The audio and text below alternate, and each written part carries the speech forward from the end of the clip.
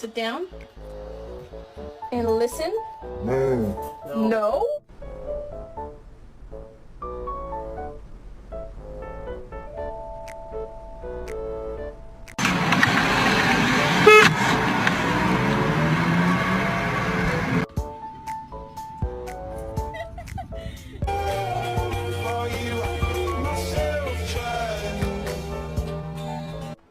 My name is Maximus Decimus Meridius.